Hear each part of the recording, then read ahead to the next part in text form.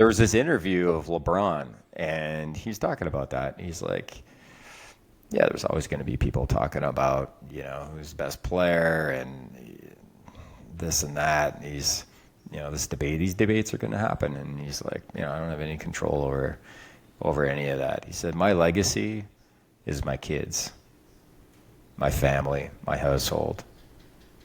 And that's not debatable. That's what matters. Warning, this podcast may cause excessive dad jokes, sudden bursts of motivation, and the irresistible urge to high-five yourself. Welcome to the Daddius Project, where we help dads master the biggest and messiest project of your life, dadhood. I'm Scott Batcher, recovering perfectionist, dad of one teenage girl, and a guy who once didn't sleep for 6 months straight. And I'm Evan Hill, professional chaos coordinator, dad of 3 teenagers, and living proof that duct tape can fix a sippy cup temporarily. Each week, we'll hit you with real talk, dad hacks, and the kind of inspiration that doesn't require matching socks. Ready to level up? Let's build this dad life together. Yo, dada. Yo. That's what my daughter often calls me, eh? Dada. Oh, dada. I like dada. Dada. I like it. Pappy. Pappy. Have you ever gotten pappy? No. I use it as I reckon a joke. I think that's more of a like a grandfather name. Yeah. Yeah. Yeah, I think it's a French thing. Maybe not. Yeah, could Shine's be. dad was Pappy to our kids. There you go. Granddad and French. Yeah, exactly. Yeah, so we're going to talk about a little bit about legacy today. But before that, did you hear that the Belt was sentenced to prison? He went to jail. So, do you know why the Belt went to jail? No, I don't. Why did he go to jail? Well, he held up a pair of pants. Yeah, that's good. He got 6 to life. Did he get 31 or 32 years? Or 34, longer 34. sentence, bigger sentence. Bigger is not better. Yeah, I go. Sometimes it is. Well, not in waist size or sentences, so like prison sentences. Yeah. So yeah, we're going to talk about LeBron. But before we do that, why did the basketball team go to the bank? To deposit its bucket loads of money that it makes, because basketball players are ridiculously rich. To get their bounce back. They need the bounce to make the bucks. That's right. I think you could probably get this one. Why can't basketball players go on vacation? Because they're too tall to fit in the plane. They get called for That's traveling. No one calls anyone for traveling in the NBA, though. Oh, I don't even know what's traveling anymore. It's so ridiculous. As long as you don't take 7 steps, it's not traveling. Yeah, no, it's just It's what they get away with. crazy. It's I'm like, crazy. it is bananas. Like, you may as well just forget it. You don't have to bounce the ball. You can just run. Just run. As long as the ball is, Somewhat. it could be rolling within your hand and take 7 steps, and it's still legitimate now. It's like, it's crazy. It's crazy. Well, along those same lines, why did the guy rob the bakery? There was a guy that robbed a bakery recently. Why do you think he did it? Not sure. He needed the dough. Good. to give to the basketball players who travel so they can travel without traveling. Mm-hmm. Yeah. Yeah. Yeah. Apparently there was a guy that was talking about, I think it was a football player recently was being interviewed, and he was talking about how hard it is to make it on the, what I think it was 14 mil he was getting each year. He was talking about, yeah, he was talking about paying taxes and how that took 40%. And actually, I was like, only 40. Yeah. Oh, so, and what does that leave you with? 8.5 mil for the year. That's almost $1 million a month. I mean, how does he survive? Like, seriously, that's tough. I don't think I can survive on. Yeah. He's like, I have to make this last the rest of my life. I'm like, dude, you realize this is clearly your first time getting paid anything, because it's like we all pay taxes, and it's like it sucks for everybody. But when you're making 14 mil or whatever, it was a ridiculous amount of money. And that is that per year, probably. Yeah, it was per year, and it was a long contract. It was like a 7-year contract or something ridiculous. I think most people would go, can I just be you for 1 year and then probably not work the rest of my life? Yeah. Like if somebody gave me 8 mil right now, I could definitely make it so I'm never working again. Yeah, you're done. Like you're done. You can blow it and be a complete moron and be, because I actually heard a stat relatively recently, might have been about basketball players, how within 5 years of retirement, most of them are broke or something ridiculous like that. I'm like, you've got to be kidding me. Yeah. Like, do you not employ like a financial guy, like to do something to just steer you in the right direction? Yeah, these guys, I mean, when you look at basketball, there's not a lot of guys in the league. You know, you look at the top 5 to 7 players who get the biggest contracts per team. It's really not a lot of guys. And the guys that are coming off the bench, you know, that kind of thing, a lot of them are lasting maybe 1, 2, 3 years in the NBA. But if you're one of the top 5 to 7 guys on a basketball team in your career, you know, you have a good length career, 5 to 10 years, you should have what you need, I think. Like, unless you're living way outside of your means. I looked it up. It was a while ago, and these stats, it's not a stat that I would consider like, hey, you know, write this in gold because it's absolutely true. But something like me and my daughter were looking up hockey players. And I know hockey players generally don't make nearly as much as basketball players. Basketball's got a lot more money in it. But like your run-of-the-mill third, fourth liner still makes about $800,000 a year. Yeah. Like that is... Right. They don't even play. Right? They get on the ice for like 36 minutes a season or something. Yeah, you're third string. Fourth. Yeah. Well, fourth string. Yeah. It's just hold the score. Just don't let the other team score on you. You know, we're not expecting you to score. Just hopefully don't let the other team score on us. Well, just like if this guy, and this guy is injured, we might need you to go out for a couple of minutes. Yeah. Or and you're making if we're like last in the league and we want to stay last because we want the best draft pick next year. Yeah. Send these guys out for the last 10 games of the season. Imagine that's how you're making your cash. Okay. Yeah, I made it to the NHL and it was all garbage minutes I played, but yeah. Here we go.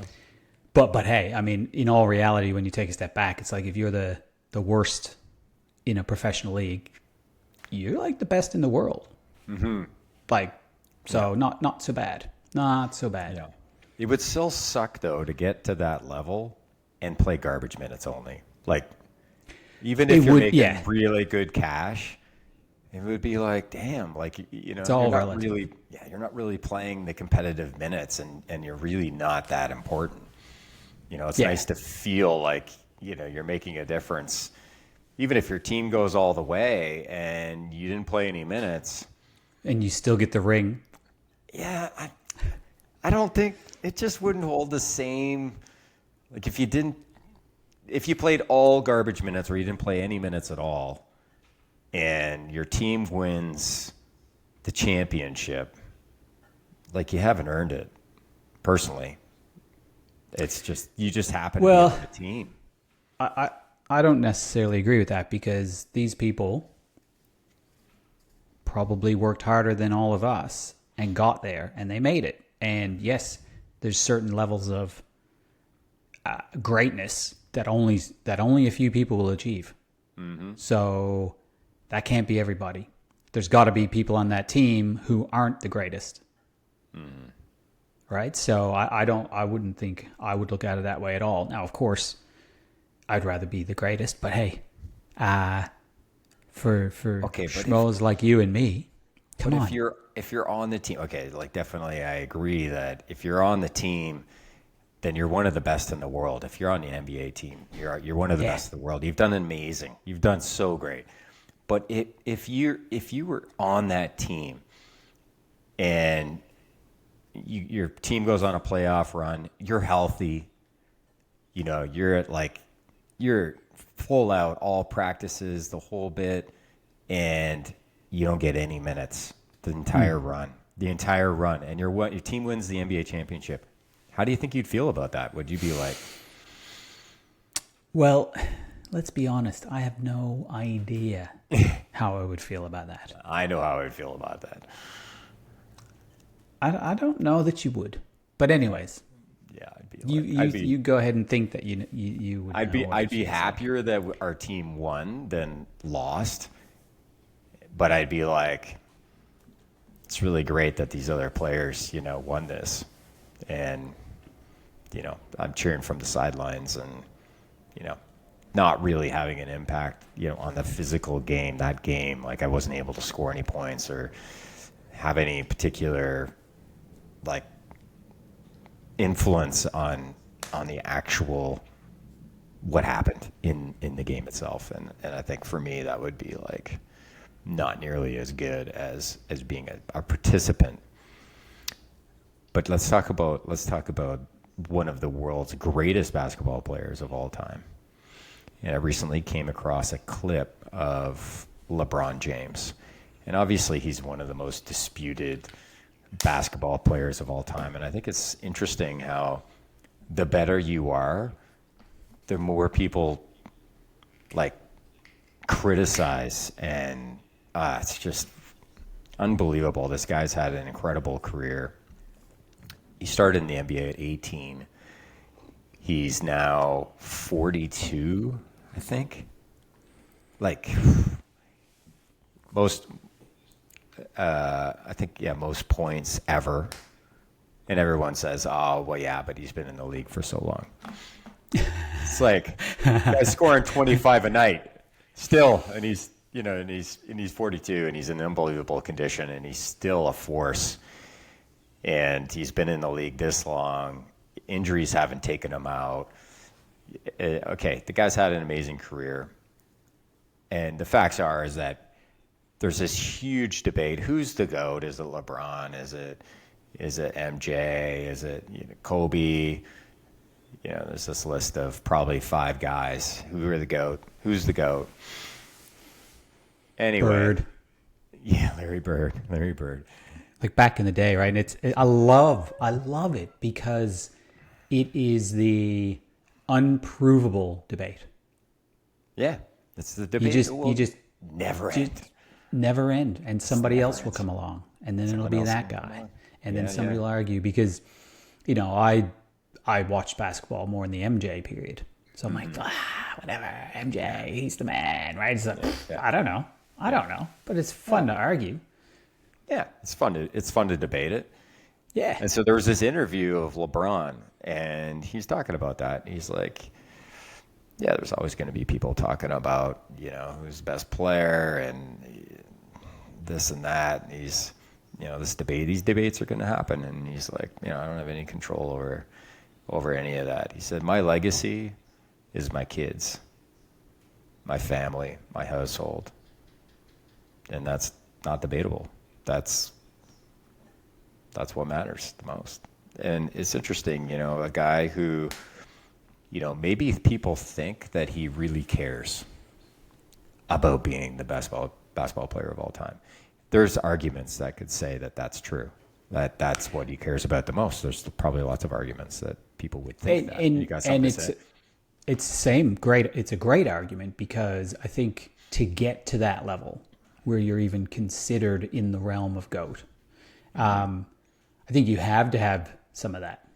I don't think it would be possible to not have that either at the top or really, really, really up there with like a true quote unquote family man would find it really difficult to be away from his parent, from his kids, from his wife for 100 days a year or whatever it is. It's definitely debatable, and it's an interesting thing for people like that to talk about because who knows? Like I love that idea, but is it true? It's a really easy thing to say. Yeah. Now that I am the best or whatever, and I've made my $480 gazillion, family's number one. So I have no idea. I'm not the man. We talked about this, and we're hoping that we can grow this thing so big that we start to interview some really, really cool people and actually dig deep into their mindset and see where they're actually at. But one day, maybe. Well, I mean, imagine the challenge of a professional athlete and growing a family. Like, just like to play at that level and have the everyday stuff going on with family. Like, wow. Like, you got to be dialed in. Like, there's got to be, like, that's a skill in itself to be dealing with family and be a top NBA player. That's everyone, all these fans, this is their life, is watching their team. And they're depending on you to every day come out and get 20 plus points and, X amount of rebounds and all that, and just like play a nearly flawless game, no turnovers, and hit all your foul shots and just be like dialed in, game after game after game after game. And you're like, you got young kids at home, and you're dealing with sickness, and you're dealing with, issues. There's all kinds of stuff that can stress the crap out of you. And you still have to do that. It'd be really interesting to interview some professional athletes that are dads and find out, like, what was it like for you? Some just be great ones that are already retired, that are like no problem talking about it now, because it's like, yeah, and really any extremely high level, right? Yeah. Sports, performance of any sort, singers, actors, even high level professional CEOs, things like that, startup people, like all those things that just take up a phenomenal amount of time. And I agree with, getting people at different levels, people who are in it now versus people who have gone through it and can have a retrospective sort of situation as far as, I wasn't as present as I should have been, or whatever the case might be. And I do regret that, or not, who knows? Because you have to have a certain level of egocentrism to do that, right? Just UFC as an example. When these guys go into fight camp 8 or 12 weeks prior to a fight, they're eating, breathing, sleeping that, even if they got families. Like, often they'll go somewhere else, so they're not even with their family. Yeah. And that level of dedication needs the right partner. Yeah. We've talked about it a few times, but that Netflix special with the basketball players. Who's that awesome freaking dude, Canadian? Steve Nash, or from another He's time playing period? now. OKC. Oh, Shai Alexander. Yeah, like Shea Gillis Alexander. Yeah. yeah. He was on it, and showing. I think on Yeah. it he had a new baby. Oh, really? Yeah, yeah. Yeah. You should watch it, man. I can't believe you haven't Yeah. watched it. It's Well, I freaking have. awesome. I've seen some of it, but then our TV Right. broke. So yeah. Oh, okay. And then on another level, Scotty Scheffler. So in my world, golf, he's world number one in golf right now, and he's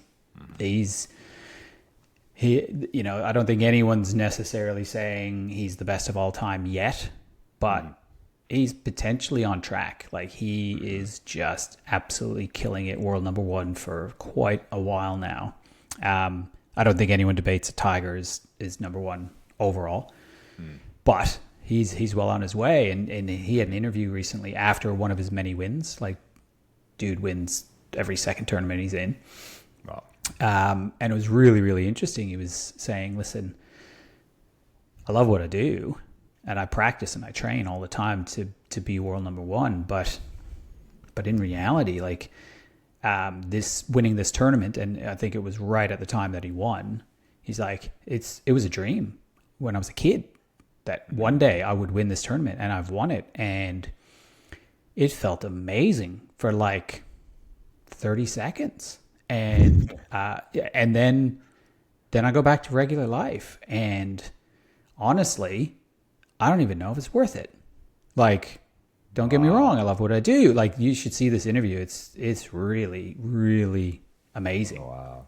To have somebody who's world number one in something, and to talk about things like that openly in a press conference. It was really, really interesting. So he talked about the same thing where, you know what, I still have to go home and deal with the kids and change nappies and, all the things that I do and I love doing. Mm-hmm. And just because I'm this world number one, it doesn't really mean anything.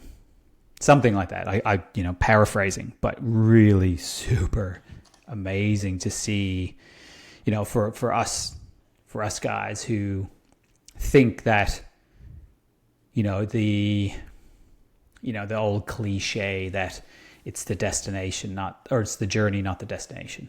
Right. Mm-hmm. And, these guys I feel like it's really one of the coolest things about how the world has gone with social media and openness and stuff, where, back in the day, say Michael Jordan time, all you knew was what was on the news. That was it. You didn't really know anything about him personally because that was all hidden. But in today's world, you really at least see more of what these people are all about. Definitely.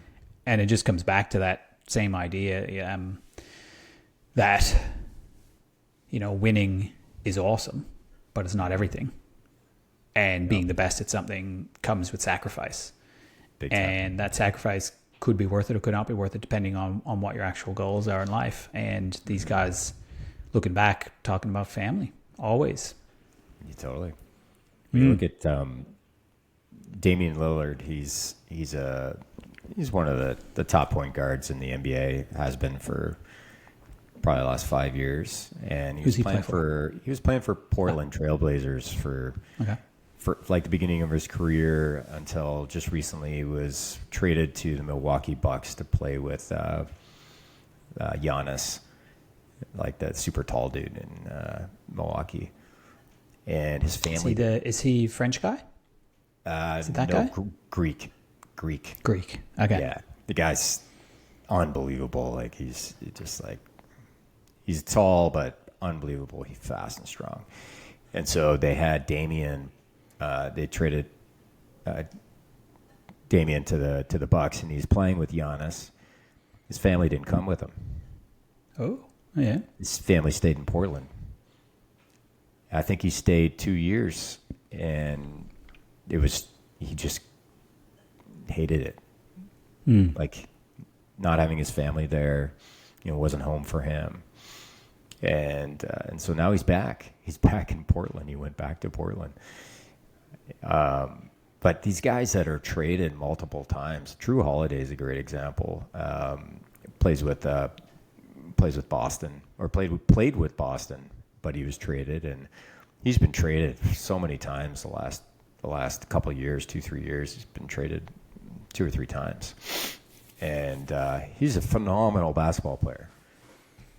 But he's got to move. Like I like the idea of like your family coming with you, but moving over and over again and having to like reestablish. How hard would that be? It is hard to move. Add that to playing top level basketball. He's phenomenal. He's a phenomenal basketball player. But like what these guys must be able to do as far as like mentalize the challenge. Let's try that again. Compartmentalize. There we go. Yeah, thank you. Well, again, on that Netflix special, KD, Kevin Durant, they were showing him, and I think did he get traded again as well? Yeah, he's with Houston. There you go. Yeah, and like he's one of the best players in history as well, and he's just getting traded all over the place. And the crazy part is, they don't even tell him. Yeah, it's not like they find out beforehand. Sometimes they get phone calls and go, "Hey, man, you've been traded." Like, what? Have I? Yeah. Like that's how fast it can be. You got to move to another city, like tomorrow. Yeah, crazy, and the uprooting of the families and. Yeah.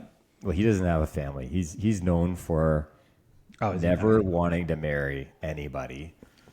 He's just, he's all about no wife, no kids. Right. Just. Well, that makes it easier. Just playing basketball, yeah, definitely makes it easier. But to your point, though, like these guys are literally owned. Like they're a commodity. Absolutely Commodity, and it's just like you're going over there, and they go. Well, it's big business, right? That's what it is. It's big business, but like at the end of the day, billion, probably like as a league, it's $1 trillion. I don't know. Trillions a lot. Trillions a lot. It's probably not, but hundreds of billions. Hundreds of billions. Like I think one team is probably worth almost 100 billion these days or something. Oh, maybe not.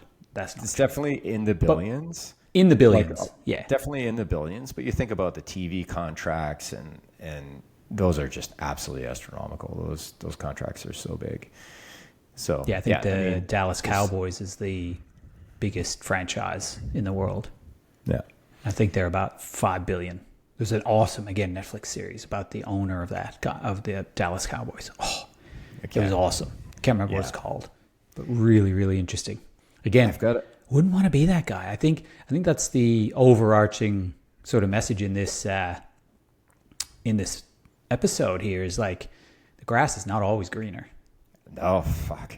It's about really not greener. Being grateful for what's going on. Like, I was at my daughter's in the choir, and we were up at the Christmas church service or whatever it is, and at the end every year they have a charity that they you can donate to. And these guys, it was really cool. It's like basically if you donate $25, it will give a person a awesome Christmas dinner, right? So they put it off, but that's what they're asking, so basically they're not just giving them like canned veggies and stuff. It's like a proper beautiful Christmas dinner. And so asking if you can donate one dinner, would be 25 or whatever. And this lady was talking about her charity, and I can't remember the name, but she was like, there's this, just to give you an example, there's this one lady, she's a young mother, maybe mid-20s. I believe it was like a domestic abuse situation. So she left, and she's got 2 kids, twins, that are under 2 years old. And she's been living in a small motel room with these 2 kids. So you know how small a motel room is. It's like got a bed, and maybe a chair and a bathroom. And she's been in this room waiting for accommodation, like proper accommodation or whatever, for the last 10 months. Right, on her own. And so like the lady was saying, you could see the spark in her eyes starting to just go out. And it's just, you hear stories like that and you're like, man, sometimes you forget that is not an isolated story. That is a common situation. Mm-hmm. And to just be grateful for where we're at, right? Like you think, oh, I'd love to be the basketball star, the golfer, the this and that. And it's like, well, I mean, sure, but being grateful for what we have is such an important lesson. And I'm learning that more and more. I don't know if it's an age thing or not, but it's one of the things I really try to have a good focus on each and every day. Yeah. That life is pretty awesome. It's pretty awesome. Yeah. And I think, these guys that are NBA players, I really appreciate the competition in the NBA. I really like watching the NBA. But and my son actually said this to me the other day. He said, Dad, I wouldn't want to be an NBA player. Like, he thought about it. He loves watching it, and he loves the game. He's very good at basketball. And he's just like, one day he just decided that's not something that he would want to pursue because it just didn't make sense to him. Like, the amount of pressure these guys have. And then, like you said, like these guys are a commodity. They're owned. Yeah. And it's kind of like, it's a lot like being an employee, actually. Even though you're making ridiculous amount of money, you have no control over your life. And one injury can be, that's it. Like, you're done.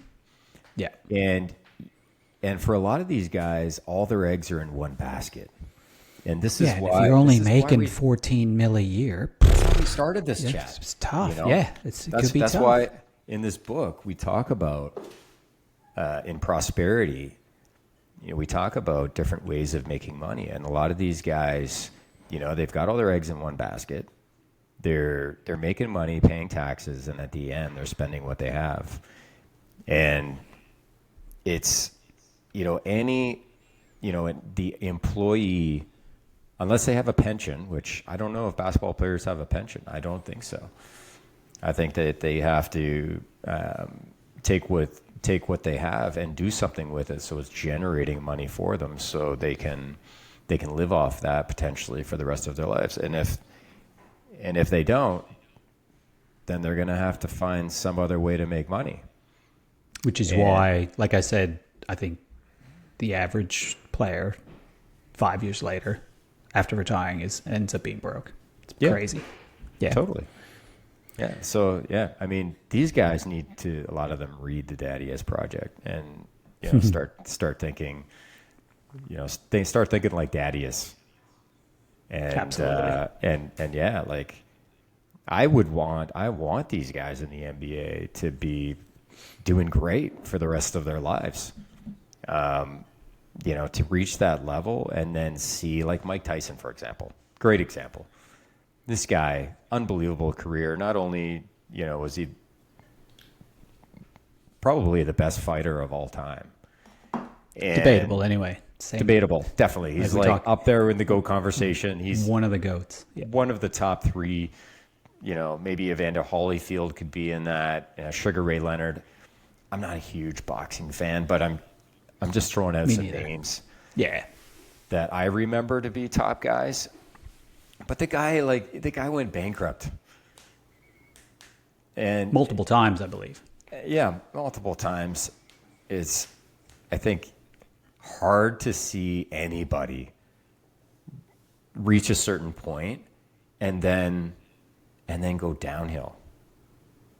That's tough to see. Like, in movies we like to see like the guy that's down and then he works his way up and then achieves something great. Like The Greatest Showman is a good example of this, where the guy starts with a dream and works his way, and then he reaches this point where he achieves it, and he acquires the wealth, and then he hands it off, and there's no like him crashing and burning, and these, like, what he created is, it's like sometimes it's good to just. Well, I don't know if you remember that movie correctly, because he like fully crashes and burns.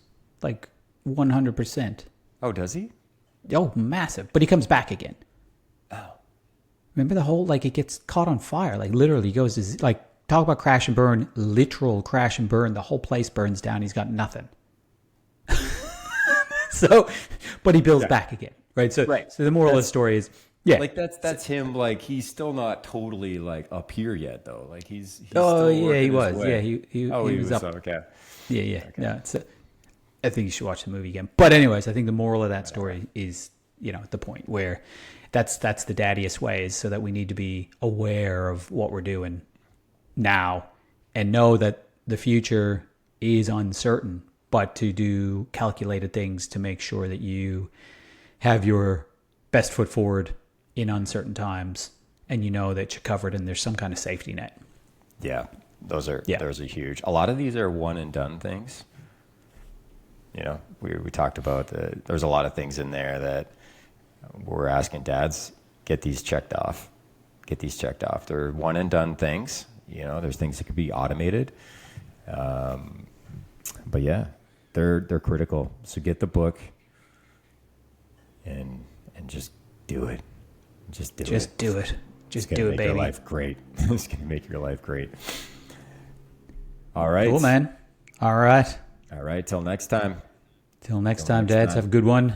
Remember, the grass is not always greener. Get yourself set up. Yeah. And keep listening and wait for the next one, baby. Yeah. See you on the next one, guys.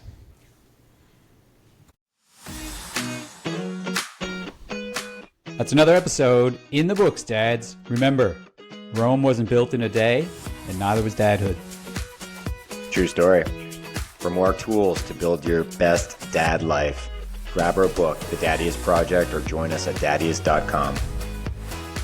And hey, if you learned one thing today, you're already winning.